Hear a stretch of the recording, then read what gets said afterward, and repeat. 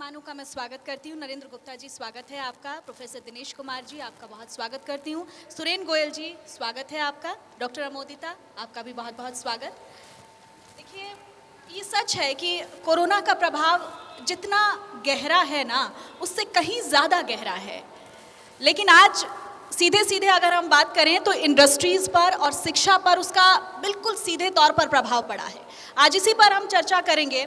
और साथ ही देखिए, जब भी कोई समस्या आती है तो उसके साथ बहुत सारे विकल्प भी आते हैं। दोनों क्षेत्रों में हमने देखा है कि नवाचार भी आया है और डिजिटलाइजेशन की तरफ भी हम बढ़े हैं। इन तमाम चीज़ों को लेकर हम चर्चा करेंगे। और सबसे पहले देखिए, मैं यहाँ नरेंद्र गुप्ता विधायक हैं फरीदाबाद के।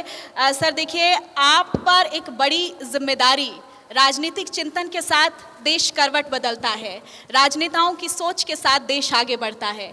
कोरोना काल में एज अ पॉलिटिशियन आपका एक्सपीरियंस, आपका अनुभव सबसे पहले जानना चाहूँगी। देखिए, विश्व की बहुत बड़ी महामारी पूरे विश्व में थी कोरोना के रूप में। माननीय नरेंद्र मोदी जी ने देश में प्रोएक्टिव होकर लोगों को जागरूक किया और एक जैसी उनकी छवि है, अधिकतर लोगों ने उनको सम्मान दिया और जो उन्होंने हमें सलाह दी उसको अक्षरशः पालन किया। उसी का परिणाम है कि आज की डेट में हम लोग पूरे विश्व में बहुत अच्छी स्थिति में हैं। 2 दिन पहले भी माननीय मोदी जी ने पूरे देश को संबोधन किया। सोशल डिस्टेंसिंग, बार बार साबुन से हाथ धोना, मास्क का उपयोग करना आज भी ज़रूरी है, क्योंकि अभी ये महामारी गई नहीं है, कोरोना अभी गया नहीं है। इससे अभी सेफ्टी हमें ज़रूर लेनी है। अभी तक पूरे देश के लोगों ने माननीय मोदी जी को हमेशा पालन किया उनके कहे अनुसार, और मैं उम्मीद करता हूं कि आने वाले 2-3 महीने और हमारे लिए क्रूशियल हैं। अगर हम उसी तरह से सोशल डिस्टेंसिंग का पालन करते हुए ये 3 महीने और निकाल देंगे तो इस बीमारी से जब तक हमारे को वैक्सीन बिल्कुल, देखिए सावधानी बहुत ज़रूरी है। और लगातार एक बात हम यहाँ पर कह रहे हैं, सावधानी हटी और दुर्घटना घटी, तो इसलिए आपको सावधान रहने की बहुत ज़रूरत है। प्रोफेसर दिनेश कुमार जी, देखिए हायर एजुकेशन पर सीधे सीधे असर पड़ा है। सर, आप कोरोना के इस इफेक्ट को आप किस तरह से देख रहे हैं एजुकेशन पर? जी, सबसे पहले तो मैं जो हमारा ये चैनल है जिसने कार्यक्रम यहाँ ऑर्गेनाइज़ किया उसका धन्यवाद करता हूँ कि इस मुहिम को आगे बढ़ाने के लिए कि कोरोना के समय में जो शपथ ग्रहण समारोह ये किया है कि आपको सावधानी बरतने के लिए क्या क्या उपाय करने चाहिए, उसके लिए मैं सच में आपको बधाई देता हूँ। और ये सच है कि सबसे ज़्यादा यदि कोई इफ़ेक्ट हुआ है कोई क्षेत्र तो एजुकेशन का क्षेत्र है। आपने देखा होगा कि मार्केट खुल चुकी हैं, बाकी सारी संस्थाएं खुल चुकी हैं, लेकिन एक एजुकेशन इंस्टीट्यूट्स ही हैं जो अभी भी बंद पड़े हैं। तो कोरोना की महामारी का जो असर पड़ा है तो स्कूल और हायर एजुकेशन सभी पे पड़ा है। लेकिन हैविंग सेड दैट, फिर भी मैं इतना ज़रूर बताना चाहूँगा कि thanks to the digital technology कि हम समहाउ जो 22 मार्च को जब लॉकडाउन हुआ था तब तो ये लगा था कि अब तो सब कुछ बंद हो जाएगा, कुछ भी नहीं हो पाएगा। लेकिन जो ऑनलाइन टीचिंग लर्निंग प्रोसेस की जो सक्सेस मिली हमें, उसकी वजह से मेरे को ऐसा लगता है कि जितना बड़ा नुकसान हो सकता था एजुकेशन के एरिया में, वो शायद नुकसान उतना नहीं हो पाया। हाँ, नुकसान जरूर हुआ है, लेकिन 70 से 80% तक जो पढ़ाई है लिखाई है वो somehow online teaching learning process से सक्सेसफुल रही। बिल्कुल सही कहा आपने। और देखिए, प्रधानमंत्री नरेंद्र मोदी का भी सपना है डिजिटल इंडिया का, और कोरोना काल में हमने इस सपने को कहीं ना कहीं साकार होते देखा है। हमारे साथ सुरेन गोयल हैं, एमडी हैं ओमिक्स ग्रुप के। देखिए, सीधे सीधे इंडस्ट्रीज़ पर सुरेन जी असर पड़ा है और बहुत सारे प्रोजेक्ट्स हैं जो अधर में लटक गए होंगे, बहुत सारी प्लानिंग्स हैं जो कहीं ना कहीं डिस्टर्ब हुई होंगी। आपको क्या लगता है कि इन परेशानियों से, इन तमाम दुविधाओं से, और देखिए मैं यहाँ एक मेंटल लेवल पर ज़रूर स्ट्रेस करना चाहूँगी, हमारे दिमाग पर सीधे सीधे कोरोना ने असर डाला है। कोरोना तो रहा ही रहा, लेकिन मेंटल कोरोना बहुत ज़्यादा रहा है। आप एक इंडस्ट्रियलिस्ट के तौर पर किस तरह से देखते हैं इस कोरोना काल को? बहुत बहुत धन्यवाद इस प्रोग्राम के आयोजक के लिए। जो शपथ प्रोग्राम हम ले रहे हैं ये बहुत ज़रूरी है हम सबके लिए। डेली अपनी जब मंदिर से घर से निकलते हैं, घर में पूजा करते हुए, तो डेली शपथ लें कि 3 चीज़ें जो माननीय मोदी जी हमें जागरूक कर रहे हैं, संस्थाएं जागरूक कर रही हैं, उसको पूरा करें। जहाँ तक आपके क्वेश्चन का ताल्लुकात है, हम सामाजिक प्राणी हैं और बहुत आशावादी हैं। समाज में जिस तरह से हम लोगों ने संसार के अंदर जो ये आपदा आई, उसके बाद इस मैटर को हैंडल किया। हमारे देश के अंदर जो अपॉर्चुनिटी की तरह कोरोना काल आया, यदि हम ध्यान से देखें तो ग्लोबलाइजेशन का ये जो ज़माना चल रहा था, ऑनलाइन चाहे एजुकेशन हो, ऑनलाइन सिस्टम्स हो, हम लोगों की जो हम एक दूसरे से दूर डिस्टेंसेस बन गए थे समाज के अंदर भी, सभी लोगों ने इकट्ठे होके छोटा बड़ा ऊंच नीच सब खत्म होके अपने अपने बल पे जो जो कर सकता है वो सब किया गया। अपॉर्चुनिटी की तरह कोरोना काल गया है। मेरा तो ये मानना है ग्लोबलाइजेशन पॉजिटिव सामाजिक हम लोग हैं, समय चल रहा है, हमें यही जीते हुए जीना पड़ेगा, इसी को मानना पड़ेगा और पॉजिटिव आशावादी होते हुए आगे बढ़ना पड़ेगा। बिल्कुल सुरेन गोयल जी, बहुत अच्छी बात आपने यहाँ पर कही है, सकारात्मक रहना बहुत ज़रूरी है। देखिए नफस हम्बालवी का एक शेर है ना कि उससे गुमा है कि मेरी उड़ान कुछ कम है, मुझे यकीन है कि आसमान कुछ कम है। तो बहुत सारी चीज़ें, बहुत सारी समस्याएं, दुविधाएं हमारे साथ रहेंगी, लेकिन उसी बीच हमें आशावादी रहना है। डॉक्टर अमोदिता कोरोना वॉरियर हमारे बीच में, बहुत ज़ोरदार तालियां एक बार डॉक्टर अमोदिता के लिए बजा दीजिए, क्योंकि यही वो लोग हैं जिनकी वजह से कहीं ना कहीं हम लोगों ने इस विकट परिस्थितियों में अपने आप को संभाला है और फ्रंट पर आकर जिन लोगों ने लड़ाई लड़ी है, डॉक्टर अमोदिता उनमें एक हैं। डॉक्टर अमोदिता, सबसे पहले तो मैं आपको शुक्रिया अदा करना चाहूंगी इस मंच से, क्योंकि आप ही लोगों के कारण आज आप ही फ्रंट वॉरियर हैं, जिनकी वजह से आज हम यहाँ पर बैठे हैं और कुछ कहीं ना कहीं अपने आप को सुरक्षित महसूस कर रहे हैं। डॉक्टर अमोदिता, कैसा रहा अनुभव? पहले तो बहुत डरावना था, क्योंकि नहीं पता था कि कैसे होगा, क्योंकि किसी को नहीं पता था कि ये वायरस कैसा वायरस है, इसका क्या इफ़ेक्ट होगा, हम इसे कैसे डील करेंगे। और पहले जैसे लोगों में डर था, अब जैसे जैसे डर कम हो रहा है, लोग बाहर निकल रहे हैं, अब चीज़ें बेहतर हुई हैं। अब हमें थोड़ा बहुत पहले से बेटर पता चला है कि ये वायरस कैसे एक्ट कर रहा है, किस किस चीज़ों पे एक्ट कर रहा है। हमारे पास थोड़े दवाइयाँ हैं जिससे इस पे असर पड़ रहा है। और सबसे बड़ी बात यह है कि हमने इस पूरे उसमें ये जाना है कि इसका जो रिकवरी रेट है दैट इज़ ऑलमोस्ट 85%। जी। तो रिकवरी रेट अच्छे होने की वजह से लोगों में डर फिर भी कम हुआ है, लेकिन फिर भी जो 15 से 20% लोग हैं जो कि इसकी वजह से मर रहे हैं और जिनको और काफ़ी प्रॉब्लम्स हो रही हैं कोरोना होने के बावजूद, वो अभी भी हमें डराता है जी, क्योंकि हमें इसके लॉन्ग टर्म इफेक्ट्स नहीं पता कि क्या होंगे। कई लोग कोरोना नेगेटिव आने के बाद भी फिर 10-15 दिन बाद फिर उनकी डेथ हो रही है, ऐसा भी हो रहा है। तो इसीलिए अभी हमें नहीं पता कि इसके लॉन्ग टर्म इफेक्ट्स क्या होंगे। इसीलिए ये बहुत ज़रूरी है कि डर हम अपने अंदर थोड़ा बहुत रखें, क्योंकि कोरोना अभी भी है और हम अभी भी उससे लड़ रहे हैं और पूरे जोश से लड़ रहे हैं, क्योंकि हमें पता है कि इसका समाधान है, हमें पता है कि इसका इलाज है और हम बहुत उससे उम्मीद कर रहे हैं कि वैक्सीन भी बहुत जल्दी आएगी। लेकिन वैक्सीन का भी क्या इफ़ेक्ट होगा ये भी हमें नहीं पता, क्योंकि बहुत सारे ट्रायल्स अभी चल रहे हैं। कुछ कंपनीज, ऑलमोस्ट 420 कंपनीज हैं जो फर्स्ट ट्रायल पे हैं, कुछ 8 कंपनीज हैं जो ऑलमोस्ट फाइनल स्टेजेस पे आ चुकी हैं। लेकिन क्योंकि ये वायरस इतनी जल्दी अपना नेचर बदल रहा है, तो उस वैक्सीन का भी क्या इफेक्ट होगा, कितनी देर तक इफेक्ट रहेगा, ये हमें नहीं पता। रहने की जरूरत है, डरना जरूरी है। एक प्रेयर है ना, where the mind is without fear and the head is held high. Head को हाई रखना है लेकिन डरना है, थोड़ा बहुत डरना बहुत ज़रूरी है। अभी भी कोरोना काल चल रहा है और ऐसे में डर बहुत लाजमी है, जिस तरीके से यहाँ पर डॉक्टर अमोदिता ने भी बताया है। मैं आपके पास यहाँ पर आना चाहूँगी नरेंद्र गुप्ता जी। देखिए बहुत सारी सरकार की योजनाएं इस बीच आई हैं, उनको आप किस तरह से देख रहे हैं? कितना कन्विंस करवाने में सरकार की योजनाएं लोगों को फ्रूटफुल रही हैं और कितना लगता है आपको कि हाँ ये योजनाएं जो हैं लोगों के बीच पहुंची हैं तो इससे कोई इफेक्ट पड़ेगा, कोई असर पड़ेगा? देखिए ऐसा है, जिस तरह से आपका हरियाणा न्यूज़ चैनल पूरे India news Haryana India news Haryana पूरे हरियाणा में और इस महामारी के बारे में लोगों को जागरूक करने के लिए अपना सामाजिक दायित्व निभा रहा है। उसी तरह से हरियाणा सरकार ने इस महामारी के लिए बहुत सी ऐसी योजनाएं चालू की इस बीच में कि जो लोगों के रोज़गार चले गए थे तो उनको किसी तरह की दिक्कत ना हो। आगे रोज़गार सृजन के लिए, बच्चों को स्किल उनका डेवलपमेंट के लिए ऑनलाइन सिस्टम, ऐसी बहुत सी योजनाएं हैं कि हमारे हरियाणा में कोई भी आदमी भूखा ना सोए, ये हमारे माननीय मनोहर लाल जी की सोच रहती है और हम प्रोएक्टिव रूप से अपने क्षेत्र में समाज के विभिन्न वर्गों में जाकर जिस तरह की भी उनकी समस्याएं उनको निदान करने की पूरी कोशिश करते हैं। इतना जो हरियाणा सरकार की सबसे पहले जो स्कीम थी कि हर एक बीपीएल कार्ड पर पहले जैसे महीने में एक बार हम भोजन दे उनको राशन वितरण करते थे, 6 महीने तक निःशुल्क बगैर किसी पैसे के उनको भोजन वितरण करने की व्यवस्था लागू की।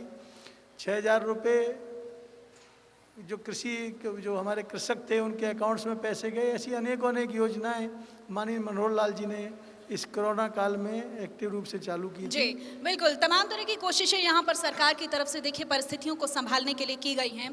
प्रोफेसर दिनेश कुमार जी, परीक्षाओं का पैटर्न पूरी तरह से बदल गया है और जिस तरह से पहले भी हमने जिक्र किया है कि डिजिटलाइजेशन का जो सपना प्रधानमंत्री की तरफ से देखा गया इस कोरोना काल में साकार होता दिखाई दिया है। लेकिन धीरे धीरे देखिए जितना हम तकनीक के नज़दीक जा रहे हैं ना, उतना ही अपनों से भी दूर हो रहे हैं। बच्चे सारा दिन मोबाइल से चिपके रहते हैं, सारा दिन लैपटॉप से चिपके रहते हैं और कहीं ना कहीं एक जनरेशन जो है वो एक कम्युनिकेशन गैप भी यहाँ पर आ गया है। एज अ एजुकेशनिस्ट मेरा सवाल आपसे यही है कि इस डिजिटलाइजेशन को, इस बदलाव को किस तरह से आप देख रहे हैं? देखिए, आपने सही बताया कि ये कोरोना काल में ज़्यादा बढ़ गया है। पहले वैसे तो आज से 6 महीने पहले जब कोरोना नहीं था तभी भी स्टूडेंट सभी मोबाइल फ़ोन से चिपके रहते थे और वो सोशल मीडिया पर ज़्यादा एक्टिव रहते थे, बजाय कि अपने लोगों से जो खास घरों में रह रहे हैं उनसे बात नहीं करते, जो दूर रहता है उससे बात करते हैं थ्रू सोशल मीडिया। ये तो सच में प्रॉब्लम है, सामाजिक प्रॉब्लम अभी हो चुकी है। लेकिन जैसा आपने कहा कि एग्ज़ाम का पैटर्न चेंज हो गया, मैं बताते हुए मेरे को ये अच्छा भी अनुभव हो रहा है कि समहाउ बैडली इफेक्ट हुआ सिस्टम, लेकिन हमने अपनी यूनिवर्सिटी में क्या किया कि कंटिन्यूस इवैल्यूएशन प्रोसेस चलाया कि हर बार जो पढ़ाते हैं लगभग 10 दिन में जो पढ़ाई हुई, 15 दिन में जो पढ़ाई हुई, उसका भी एग्जाम तभी तुरंत हो जाता है। तो अब बच्चे के मन के ऊपर बोझ नहीं है कि उसको फाइनल एग्जाम के लिए एक बहुत बड़े सिलेबस की तैयारी करनी है।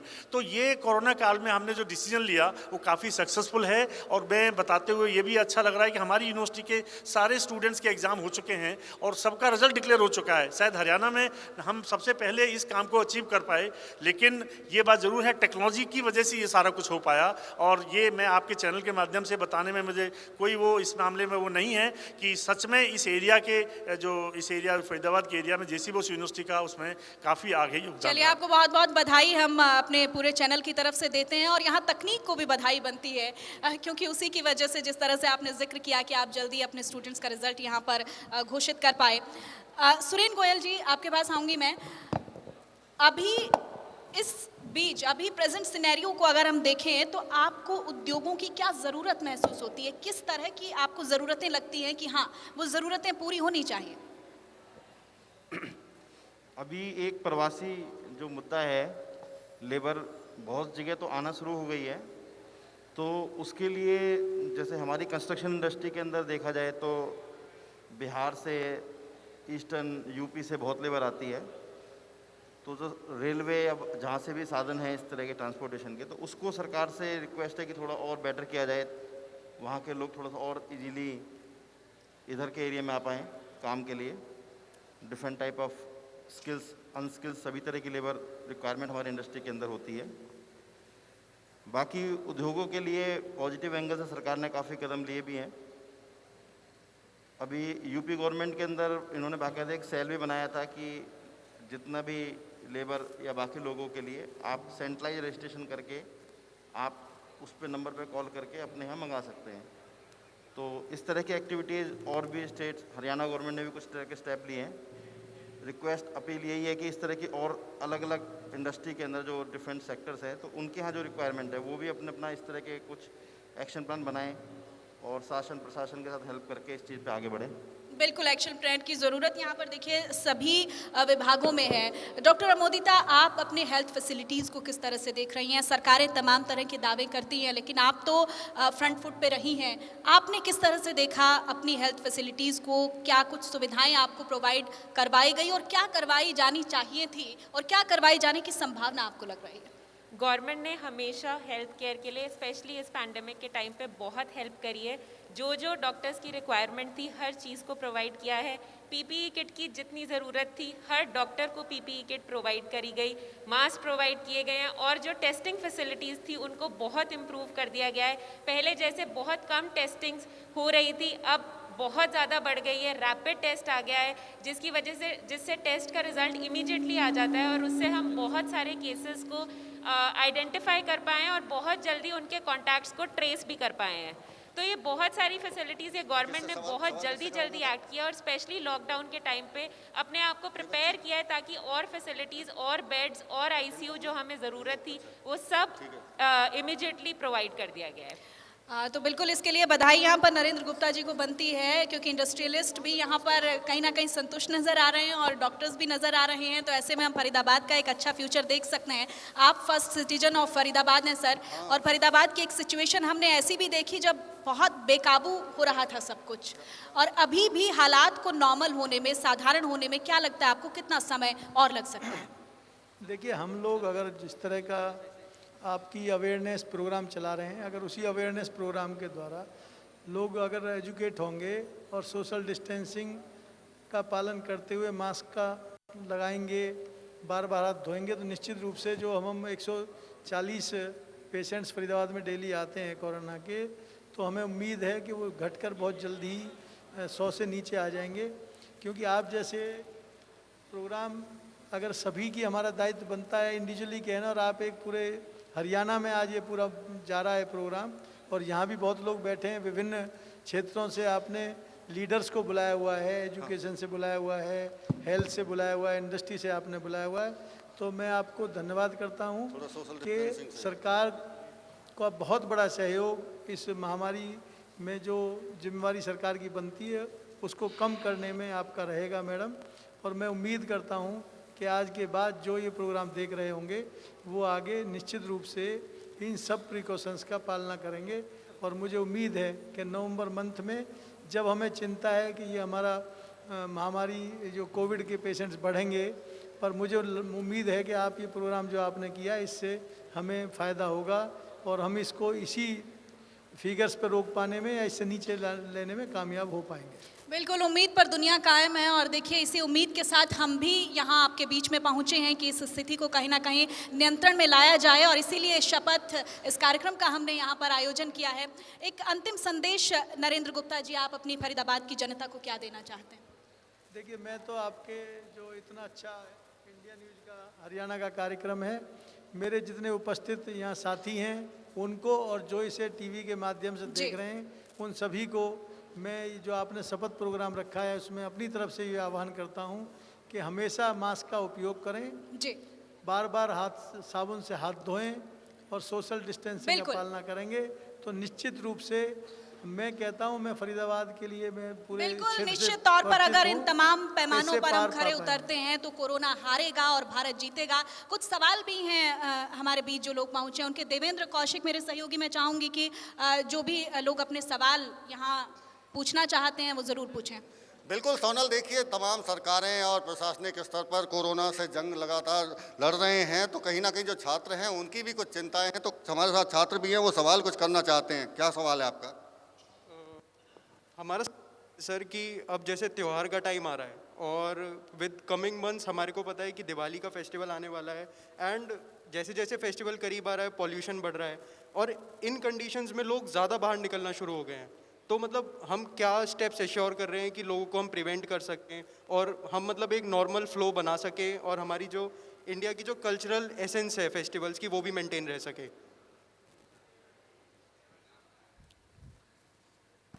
जी, किससे सवाल था आपका?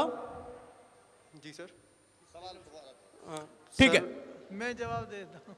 जी जी, चलिए नरेंद्र गुप्ता जी जवाब दें। एक्चुअली आपका बहुत अच्छा कंसर्न आपने उठाया पॉल्यूशन के लिए, क्योंकि फरीदाबाद में हमेशा से फरीदाबाद बदनाम रहा है पॉल्यूशन के लिए।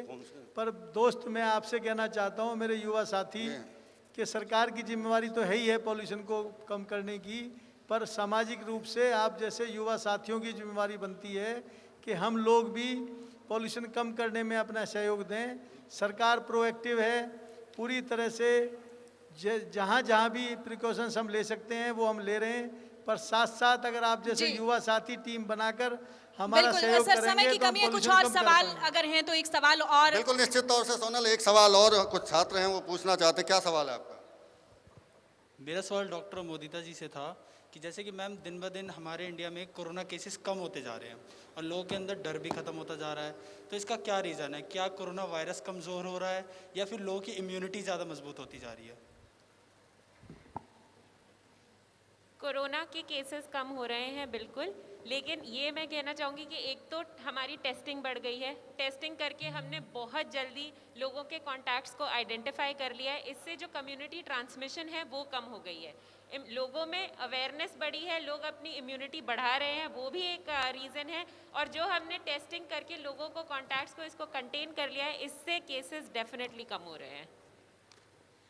तो चलिए आज इस सत्र में देखिए इतना ही। जी बहुत शुक्रिया आपका प्रोफेसर दिनेश कुमार जी, आपका भी बहुत बहुत शुक्रिया। सुरेन गोयल जी आपका भी बहुत शुक्रिया। डॉक्टर अमोदिता आपका भी